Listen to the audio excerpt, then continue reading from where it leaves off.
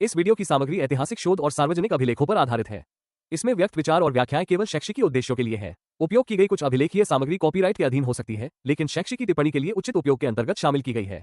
Video में उपयोग की गई कुछ छवियां कृत्रिम बुद्धिमत्ता AI द्वारा निर्मित हैं और केवल शैक्षिकी संदर्भ के लिए उपयोग की जा रही है।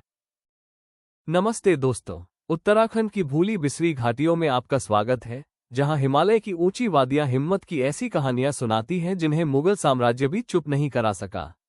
आज हम रानी कर्णावती के अनोखे इतिहास को समझने की कोशिश करेंगे। गढ़वाल की अजेय रानी, जिन्हें हमेशा नाक कटी रानी यानी मुगलों की नाक काटने वाली रानी के नाम से जाना जाता है।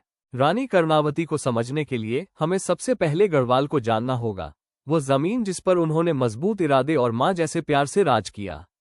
गढ़वाल, जो आज उत्तराखंड में है, भारत के सबसे मजबूत पहाड़ी राज्यों में से एक था। इसका नाम गढ़ से आया है, जिसका मतलब है किला। उनमें से 52 पर राजा अजय पाल परमार या पनवार ने 1358 ईस्वी में कब्जा किया था, जिससे यह इलाका एक हो गया था। परमार वंश की जड़ें 823 AD में कनक पाल से जुड़ी हैं, जिसमें राजपूत वीरता और हिमालय की मजबूती का मेल था। 17वीं सदी तक राजधानी पहले के राजाओं के अधीन देवलगढ़ से अलकनंदा नदी पर श्रीनगर में शिफ्ट हो गई थी। यह एक स्ट्रेटेजिक गढ़ था जो बर्फ की चोटियों, गरजती नदियों और घने देवदार के जंगलों से घिरा हुआ था।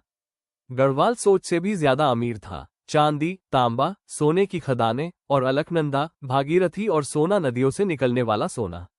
अंग्रेज यात्री विलियम फिंच ने लिखा था कि गढ़वाल के राजा ठोस सोने की थालियों में खाना खाते थे। इस दौलत से मुगलों, कुमाऊं, सिरमौर और तिब्बत को जलन होती थी। गढ़वाल का आजादी का एक शानदार इतिहास रहा है। इसने मुगलों की मांगों को नजरअंदाज करते हुए जहांगीर की बात नहीं मानी। श्याम शाह जैसे राजाओं ने तोहफे भेजे, लेकिन कभी पूरी तरह झुके नहीं।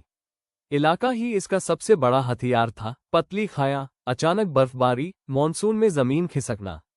सेनाएं अंदर तो जा सकती थी, लेकिन शायद ही कभी जीतकर बाहर निकलती थी। समाज कई संस्कृतियों वाला और सहनशील था।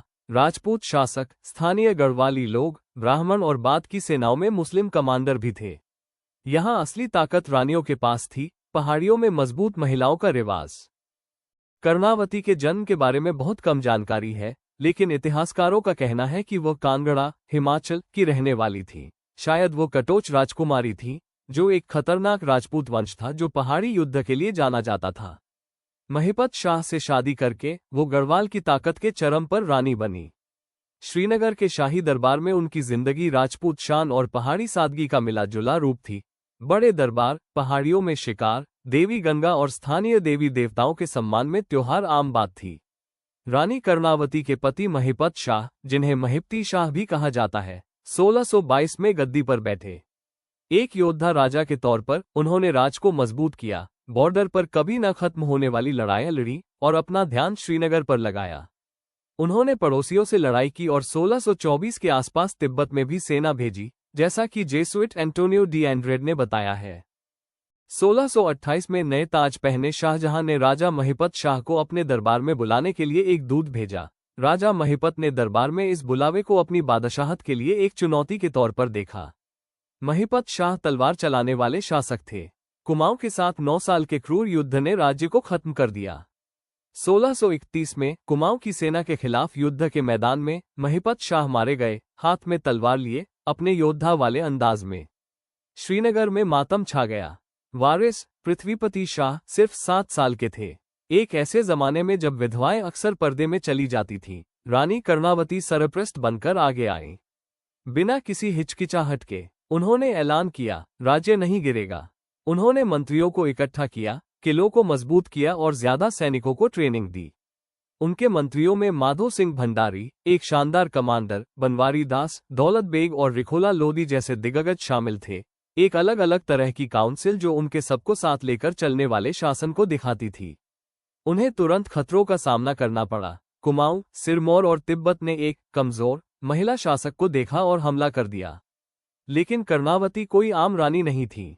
उन्होंने एक जनरल की तरह इलाके की स्टडी की, हर जगह जासूस तैनात किए और हिमालय को एक किले में बदल दिया। लगभग 1 दशक तक रानी कर्णावती ने शैडो वॉर लड़े। कुमाऊं में लगातार हमले होते रहे। तिब्बती उत्तर से आगे बढ़े। एक मशहूर किस्सा, 1635 में तिब्बत के खिलाफ छोटा चीनी की लड़ाई।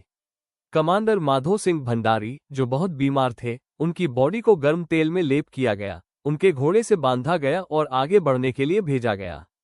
तिब्बती अपने हमेशा रहने वाले दुश्मन को देखकर डर के मारे भाग गए। यह एक मानसिक गहरी चाल थी जिसका श्रेय उनके नेतृत्व को जाता है। उन्होंने दून वैली में सिरमौर के हमलों को रोका। बॉर्डर मजबूत किए गए। जासूसों ने दिल्ली से तिब्बत तक लगातार खुफिया जानकारी भेजी। इस बीच उन्होंने समझदारी से राज किया, व्यापार को बढ़ावा दिया, किसानों की रक्षा की और लोक कल्याण के काम शुरू किए जिनसे आज भी उत्तराखंड को फायदा होता है। 1640 तक कुछ इतिहासकारों का कहना है कि यह तैयारी 1635 से शुरू हुई थी। शाहजहां का गुस्सा फूट पड़ा। कुमाऊं के नए राजा बाज बहादुर चंद मुगलों की नीतियों से प्रभावित होकर सिरमौर के राजा से मिले और नजाबत खान कानगड़ा के गवर्नर से हमला करने के लिए कहा। शाहजहां ने इसकी मंजूरी दे दी। नजाबत खान की कमान में 30,000 सैनिकों, खास घुड़सवार सेना, तोपखाना ने हरिद्वार, चंडीघाट से गंगा पार की, देहरादून से होते हुए कालसी, बैराटगढ़ पर कब्जा किया और श्रीनगर की ओर कूच किया। रानी कर्णावती के जासूसों ने तुरंत उन्हें चेतावनी दी।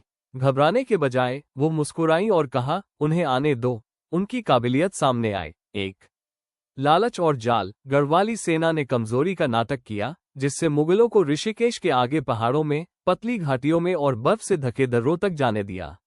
2 हर जगह मुश्किलें। कमांडर दोस्त बेग की कमान में हर मील पर पत्थर की दीवारें, गिरे हुए पेड़, जमीन खिसक रही थी।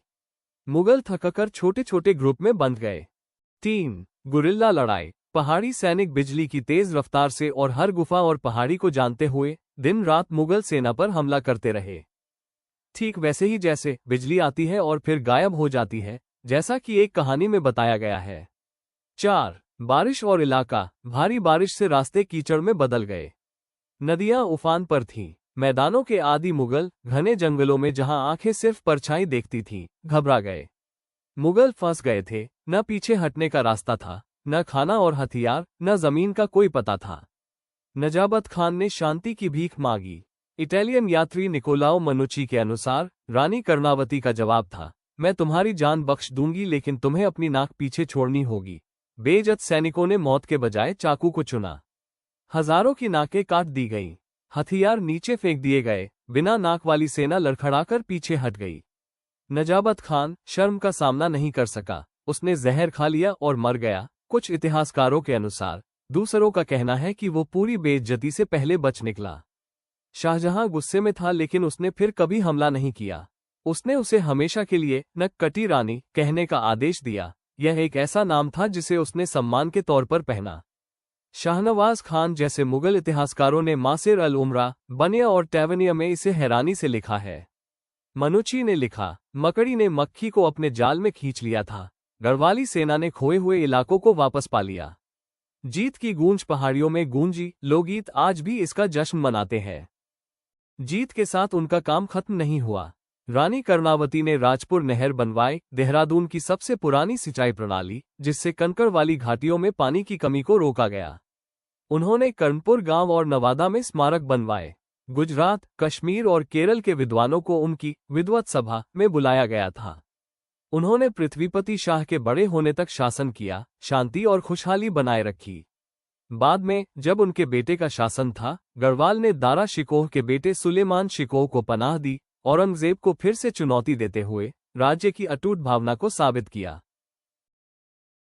कल से कल तक चैनल की शुरुआत इस उद्देश्य से की गई है कि भारतवर्ष के गौरवशाली इतिहास को याद रखा जाए और वर्तमान में साझा किया जाए, ताकि वर्तमान और आने वाली पीढ़ियों के लिए एक उज्ज्वल और समृद्ध भविष्य का मार्ग प्रशस्त हो सके।